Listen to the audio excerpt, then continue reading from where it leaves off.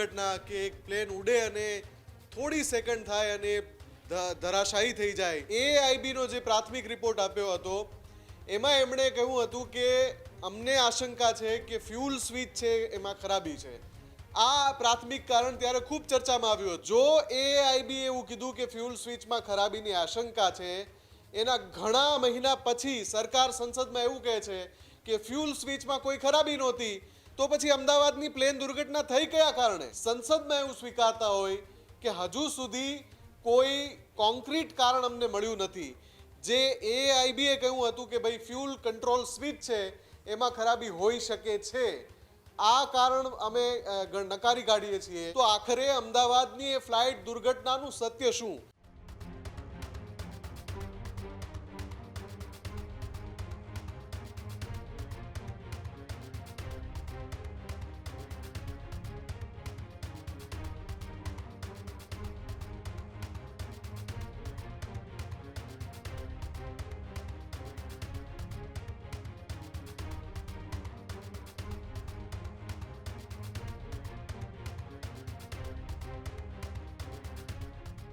જે આજથી 1.5 વર્ષ પહેલા અમદાવાદની અંદર જે ઘટના બની હતી તેને આખા દેશને અને દુનિયાને હચમચાવી દીધા હતા.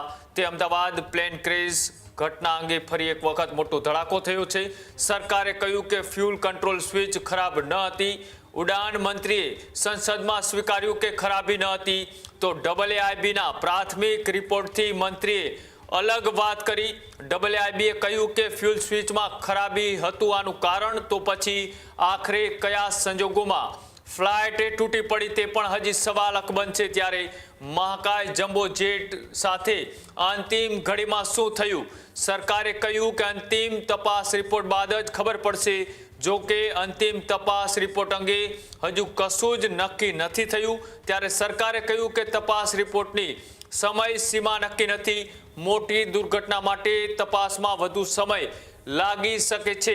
આવી વાત ઉડાન મંત્રાલય દ્વારા કરવામાં આવી હતી. અને જે રીતના રિપોર્ટની લાંબા સમય થયા, જે લોકોએ પોતાના પરિવારજનો ગુમાવ્યા છે તે પણ રાહ જોઈ રહ્યા છે કે અંતે આ જે મહાકાય ઉડાન ભરી રહ્યું હતું તે ગણતરીની મિનિટોમાં જ કયા કારણોસર ક્રેશ થયું. મુફદ્દલ જોડાયેલા છે. મુફદ્દલ, જે રીતના અમદાવાદની અંદર ગણતરીની મિનિટોમાં જ AI-171 બોઈંગ પ્લેન એર ઇન્ડિયાનું જે ક્રેશ થયું તેને લઈ હજુ પણ રહસ્ય અકબંધ છે.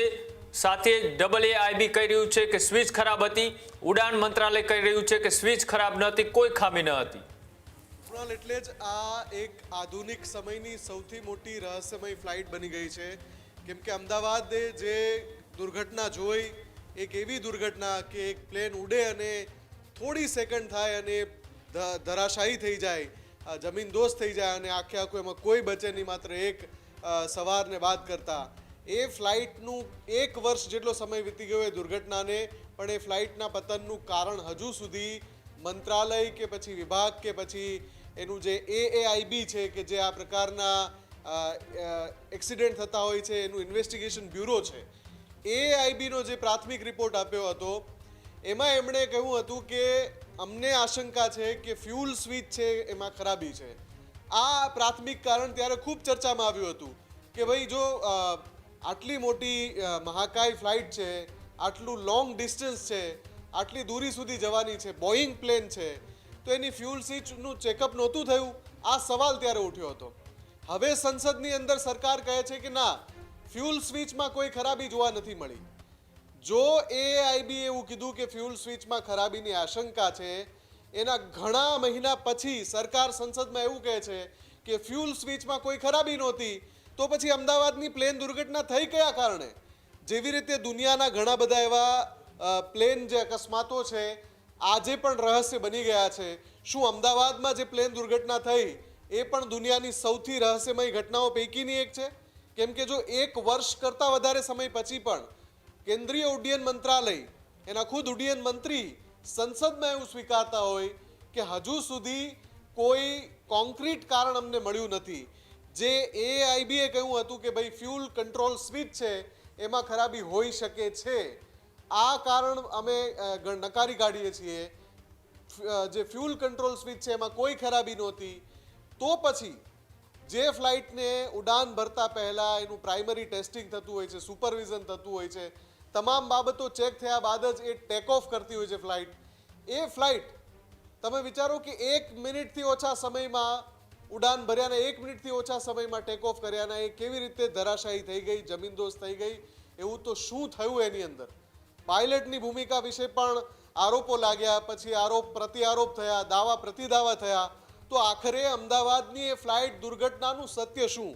1 વર્ષ કરતાં વધારે સમય પછી પણ જો અમદાવાદ ફ્લાઇટ દુર્ઘટનાનું સત્ય ન મળી રહ્યું હોય તો કારણ શું હોઈ શકે છે? આ સવાલો હવે આખા દેશમાં ઉઠી રહ્યા છે, આખા ગુજરાતમાં ઉઠી રહ્યા છે. કેમ કે એ ફ્લાઇટ જે હતી એમાં કેટલા પરિવારોના માળા વિખાઈ ગયા, અને એનું કારણ જો હજુ સુધી ન મળી શકે, આટલી બધી ટેકનોલોજી હોવા છતાં, તો ચોક્કસથી સવાલ તો થવાનો જ છે. કૃણાલ,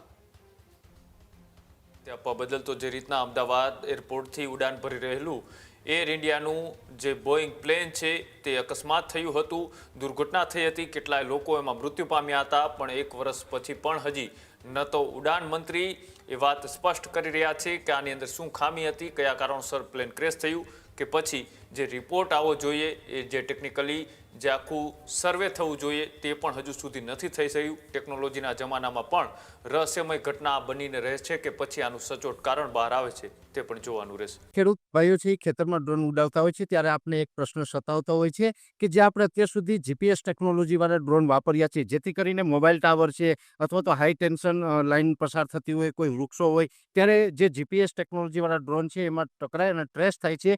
પણ એગ્રીવન લાવ્યું છે જીએનએસએસ ટેકનોલોજી ડ્રોન, જેથી કરીને એ ડ્રોન છે એ કોઈ જગ્યાએ ટકરાય નહીં, પોતાની રીતે જ ડિસિઝન લે છે ને મૂવ થઈ જાય છે, જેથી કરીને જીએનએસએસ ટેકનોલોજી ડ્રોન છે એ વાપરવાનો આગ્રહ રાખો. હજુ સુધી તમે અમારી ચેનલને સબસ્ક્રાઇબ નથી કરી તો અત્યારે જ ન્યૂઝરૂમ ગુજરાતને સબસ્ક્રાઇબ કરો, ફેસબુક અને ઇન્સ્ટાગ્રામ પર ફોલો કરો.